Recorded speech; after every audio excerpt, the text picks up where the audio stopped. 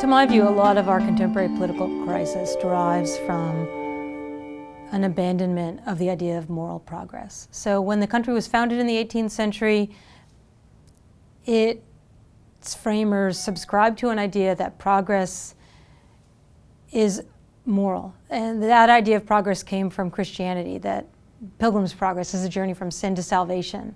Enlightenment philosophers, like the guys who drafted the founding documents of the United States, didn't necessarily share that particular Christian notion of a journey from sin to salvation, but they understood progress, and the United States in its founding as an experiment would lead to political progress because it was designed to improve the lives of the most people, that people would act in a sense of a common endeavor as a republic, that our obligations would be to one another in a form of community, and that we should understand achievement as moral progress.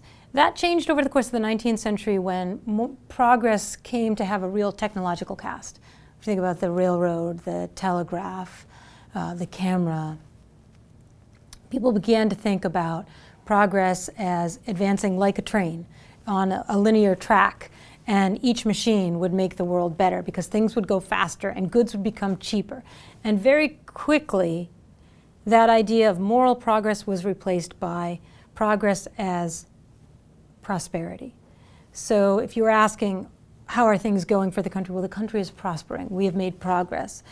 And the slippage from we've made a more just society to a lot of people are making a lot more money, and a lot of goods are cheaper for people to buy, that's a real slippage, right? So you then in the 20th century, progress is even sort of less new forms of production and accelerated production, but accelerated consumption.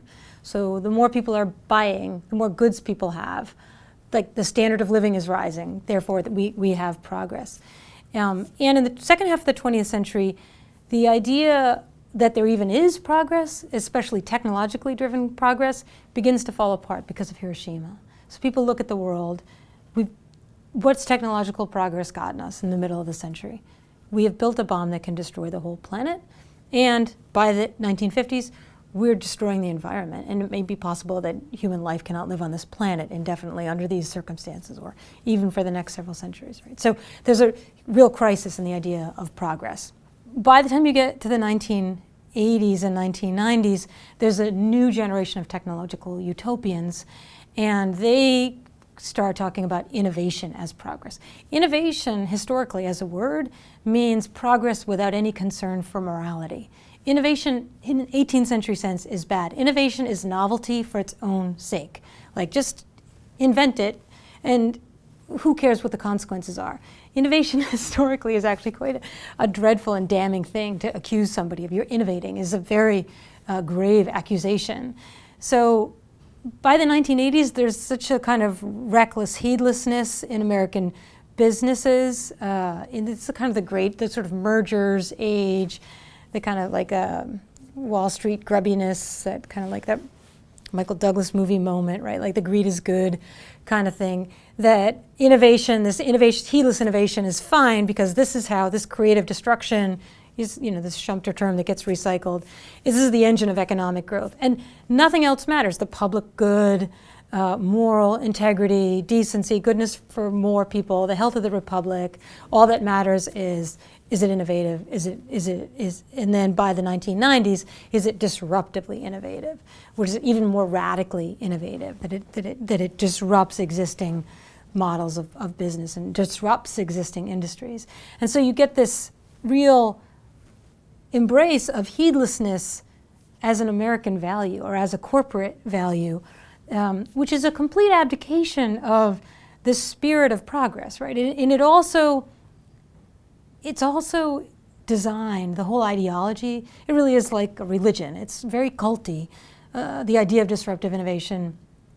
It's designed to refute its own critics. It's designed to refuse critics because among its principles is that the past doesn't matter. No one should ever study history or care about the past because if you're going to be a disruptive innovator, if all that matters is novelty, You don't want to know, if you're going to, invent a new ride service, you shouldn't study taxi dispatch because it'll interfere with the creative destruction that you're capable of, and it will limit your vision, and it will make your disruptive innovation insufficiently innovative and insufficiently disruptive.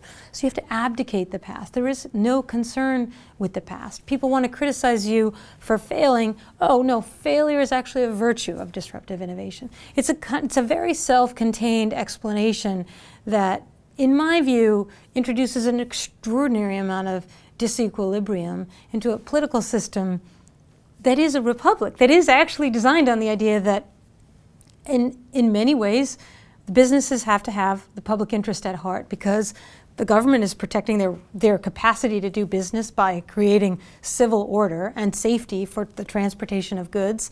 And government provides all kinds of services that make it possible for businesses to thrive. Therefore, businesses too have to be concerned with a healthy social and political order, with avoiding wild inequalities of wealth and income, with avoiding wild political turbulence.